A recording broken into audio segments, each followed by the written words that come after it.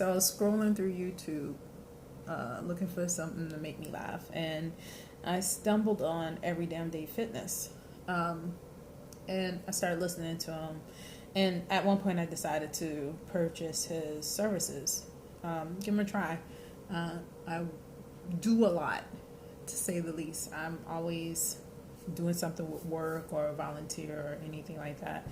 Things like that. I'm always on the go. I'm always on a flight. I'm always doing something. I never feel like I have the time to fully take care of my health. And so I was like, I'll give him a try.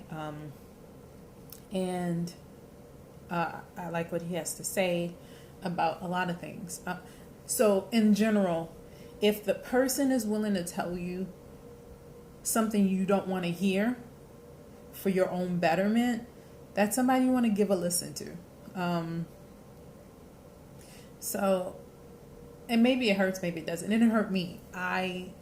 It wasn't a secret that I feel like I needed to lose weight. I want my health to be better. More importantly, I want a better quality of life. I'm getting older. So I gave him a go. I purchased his services, and I got to meet him and his wife. Very lovely people initially, and then I got my trainer, my coach, Dustin, and he's cool too. So ideally, I think most people want to hear the problems that people have with services, and I can't say, I can tell you things that go wrong in anything you do, but let's be honest. When you have a service and you're purchasing a service, you also have to make a commitment to the services that you're purchasing. And what I noticed in purchasing their service, that I need to up my level of commitment to be able to fully take on what they're offering, the services that they're offering. That's what I learned. I mean, they, from day one, read me like a book. Like, they understood what I needed to do. And it was not to do more, but to do less, and then enjoy those moments of doing less. Be very cognizant of what I put in. And honestly, he's full of shit. He's the nicest man ever. Like, I get that, I guess I come across that way too. I come across a little rough if you see me in person, and I do speak my mind, but maybe that's why I'm saying this, because I feel like I have that problem myself. People see me as very hard. I think that he, I was waiting for him to read me fulfilled. Like, girl, why are you doing this? Da, da, da, da. This is what you need to do better. Da, da, da, da. This is what you're doing. Why don't you have time for yourself? And blah, blah, blah. And it wasn't that at all. It was more like, Nicole, you only have this amount. We have to focus on what you can control at this point in your life until we can get more time and more space on your plate. And I was like, what? Oh my God. Like, very, like, the exhale that I took, like, and then they said it via the messaging system, because they checked on me every day. They said it via the messaging system, and it was like, don't overwork yourself about not being able to meet the needs that you think we're asking you to do. We're just trying to figure out where you're at. And the best thing you can do for yourself is come at this with an understanding that you can't do everything. And what you can do, let's focus on what you can do. And I'm like, I don't know what this feels like. I honestly thought, and I'll do some reviews on some other people that I've worked with online, or sometimes my thoughts on other people. Programs or discussion thoughts and whatever. But I honestly thought when I purchased this program, because he's such a big personality and he had so many views, that there wouldn't be an opportunity for one-on-one interaction. And I felt like I would get lost in the foray. And I honestly bought it, and I had low expectations for it. And I'm happy to say I was wrong. Here's my thing. And so if I had any problem with Alan Roberts at Every Damn Day Fitness, how does he say all that stuff so fast? If I had any problem with Alan Roberts on Every Damn Day Fitness, my problem would be, I absolutely agree with your messaging about obesity and how it's a problem. And not to, like, I get the fat acceptance community is killing people, and stay on top of that. But there's a community of people who realize that they're overweight, and there's a variety of reasons why, and I'll talk about it in another video, why we do the things we do and what dictates that.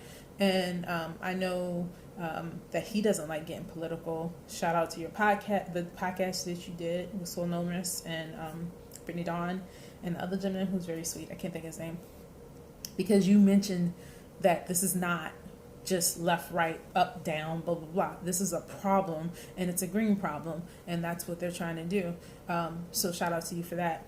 But I would also say that there are people who are overweight who would like to do something about it, but we live in an environment that is very green, meaning that it takes money to make money to do everything, and we're working ourselves to an early grave, and the symptom of that sickness is poor health. The symptom of that sickness is bad energy, not prioritizing yourself. And people do it all the time. I mean, it's not a man-woman thing. This is just a person thing. We prioritize everybody else. There are people who prioritize everybody else above themselves or everything else. And some people prioritize their job over everything else. And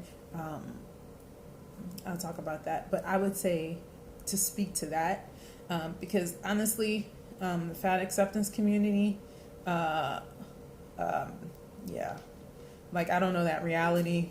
I live in, like, I'm from the hood. I don't know what that is. I just know I grew up in a place where thick girls, I've never had a problem catching attention. I never will have a problem catching attention. So, loving yourself, go for it. But that's not my reality. So hearing that, nothing for me. Hearing the turning point for my opinion on Alan Robbins changed. I keep saying Robbins. Alan Roberts changed when he just discussed something as simple as putting pressure on your joints. And if you're trying to lose weight, doing less is more. And I'm so used to giving everything I have, like cutting the vein open and bleeding everything out so I can try to make a change. And I've done it so many times. When he said that, it was like, aha. The idea of doing less to get more in the long run. I want to hear what he has to say. That being said, I'm going to be very honest from my perspective and my taking ownership of my stuff. Because time is constrained for me, I'm kind of robbing Peter to pay Paul, utilizing the service. I'm taking all of the things, and I love the conversation and that engagement, and it makes me think of what I can do in this little time, how I can maximize my time to maximize my health. And that's them. I have them to thank for that. And there's some other people too, but I really have them to thank for that, because every video I hear, there's the cursing, which doesn't bother me, but there's also a mirror saying, this is the truth. And I feel great about myself. I can dress up at any size. I can show you pictures of me at any size and be like, yo, I was it. But I wake up in the morning when I'm at my heaviest, and just walking up and down stairs hurts my knees. Like, walking to work, I'm out of breath. Dancing, which I love to do, is hard for me. And I have to be honest with that. And that has nothing to do with Alan Roberts saying that you're obese. It has everything to do with, I know my body and what it's capable of when it's better. I know that every pound I put on is more discomfort internally for me. And I also know how I feel when I work out. I also know, even if I go in and just do a little something, the sense of just accomplishment, not to mention just like, oh, I can see a muscle or whatever, which, it's getting there. I know those things. So just off of that sheer thing alone, he is worth every penny. And I'm going to continue to work with him. And because this is, so I know he says that coaching is not designed for life. There should be an end point. I disagree. I think, like anything, like if I were going to a therapist, I think therapy regularly is when you have these moments, but I think like regular, like every week kind of thing. But I think like anything, like any car, you need a tune up or anything. So barring him saying he doesn't want to work with me, he got my money. I'm investing in him because he's investing in the community. And I mean, I do have ideas and pointers about how to reach other areas, and not like he's not doing a great job, he is, but I mean, from a standpoint of like there's more to the story than just this fat acceptance community. And I get that's like the bright lights and that gets the most hate and gets the most views, but there's other aspects of it that plays into it. And the education that he gave me on just one moment changed my perspective on life.